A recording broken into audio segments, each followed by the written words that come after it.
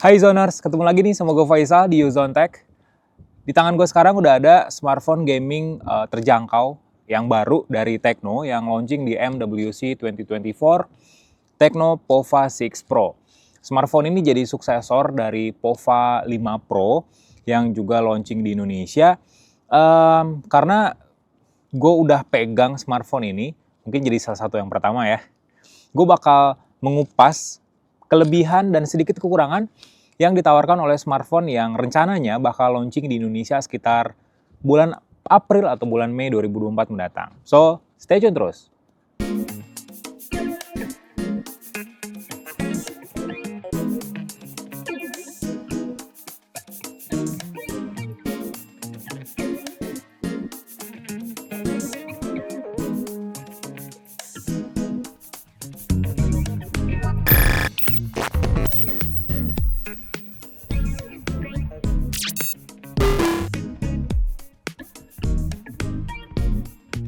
So ini dia Tecno Pova 6 Pro. Smartphone ini udah pasti jadi salah satu smartphone gaming buat para gamer budget cekak karena harganya yang bakal terjangkau mungkin sekitar 2 atau 3 jutaan.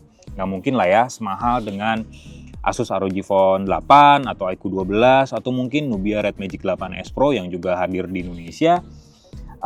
Smartphone ini ya masih bisa dijangkau lah buat semua orang.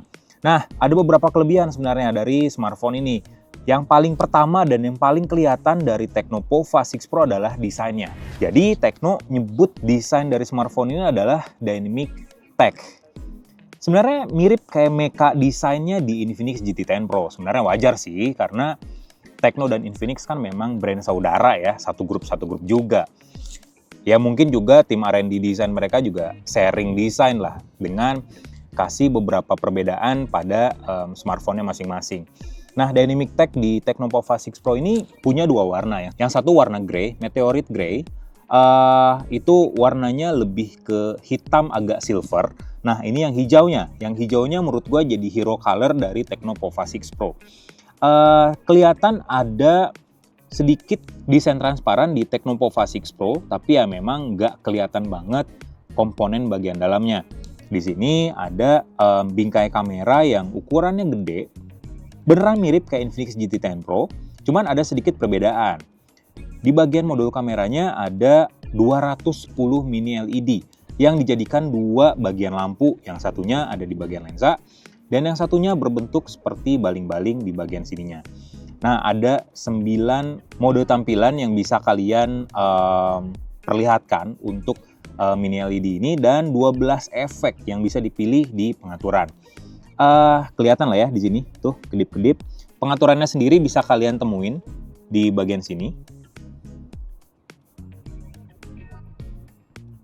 Dynamic Light Effect. Nah, kalian bisa nyalain lampunya ketika panggilan masuk.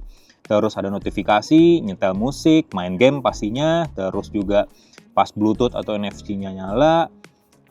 Ketika charging, ngambil foto, atau pas smartphone ini startup, booting.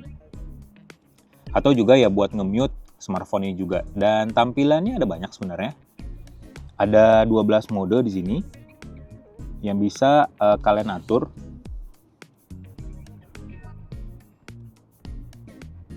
Oke. Jadi ya emang lebih kelihatan menarik lah ya dibandingin sebenarnya yang sebelumnya juga punya desain yang kurang lebih sama untuk pencahayaan lampunya. Cuman ya kalau di Pova 6 Pro lebih banyak aja mini LED yang disematkan oleh Tecno.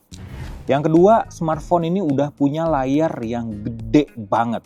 Layarnya AMOLED dengan ukuran 6,78 inci dan punya resolusi Full HD+. Refresh rate-nya juga udah tembus 120 Hz, jadi udah pasti mulus buat main game yang mendukung refresh rate tinggi. Dan yang menarik, smartphone ini juga kalau misalnya kalian pakai buat main game yang cukup lama, itu nggak bakal bikin cepet mata lelah karena udah punya PWM rate yang lumayan tinggi, 2160 Hz. Jadi ya flickernya nggak bakal berasa banget lah di mata dan nggak bikin mata kalian juga cepet lelah atau cepet pusing juga. Nah, yang ketiga, smartphone ini punya baterai jumbo seperti di bodi bagian belakangnya, 6000 mAh. Kalau sebelumnya 5000, sekarang udah 6000 mAh. Baterainya sendiri udah didukung sama fast charging 70 watt dengan adapter charger yang udah tersedia dalam paket pembelian. Kelihatan ada banyak fitur khusus baterai di sini, di mana ada power boost, ada ultra power saving. Kalau klaimnya Tecno itu 1% kira-kira masih bisa dipakai aktif kurang lebih 1 jam ketika fitur ultra power saving dinyalain.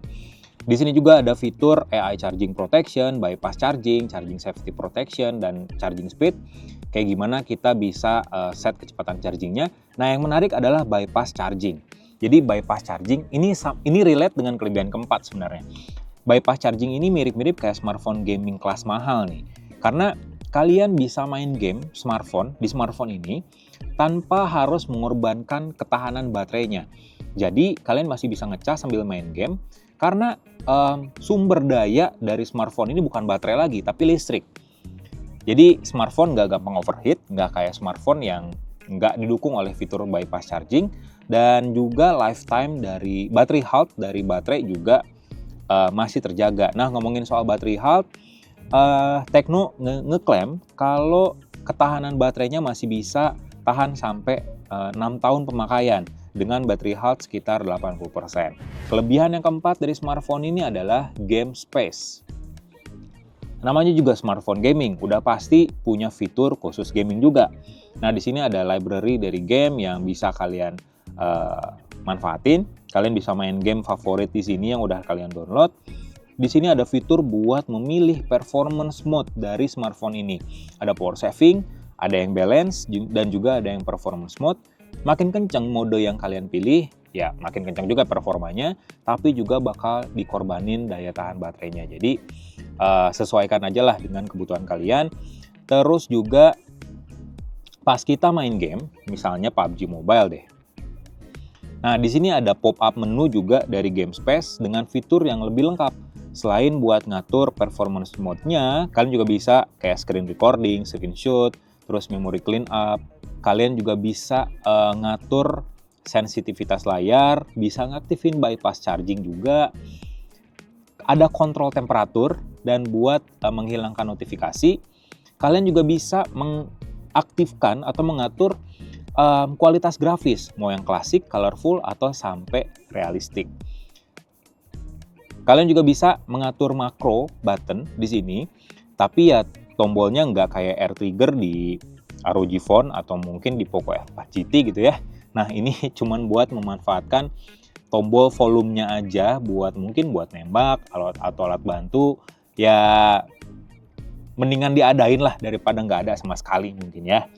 Nah, yang terakhir kelebihan dari Pova 6 Pro adalah bagian kameranya. Kamera smartphone ini udah 108 megapiksel dengan 2 auxiliary lens yang sebenarnya gue masih belum tahu fungsinya apa, tapi 108 megapikselnya udah lumayan banget.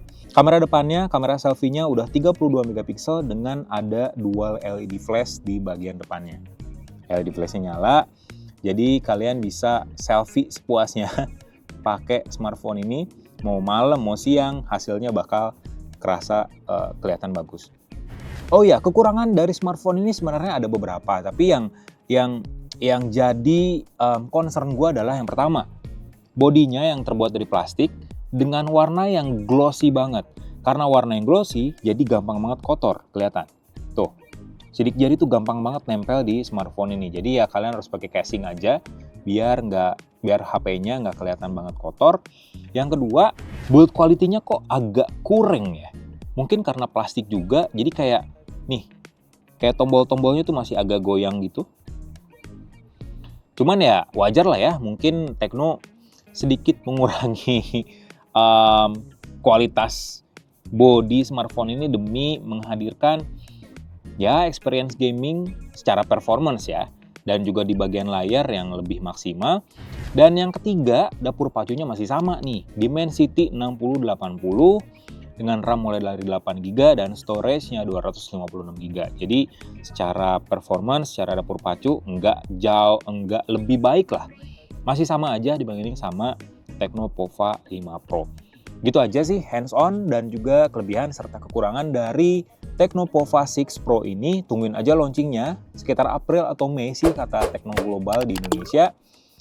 Like video ini, kasih komen, share juga jangan lupa, dan subscribe channel Zontek.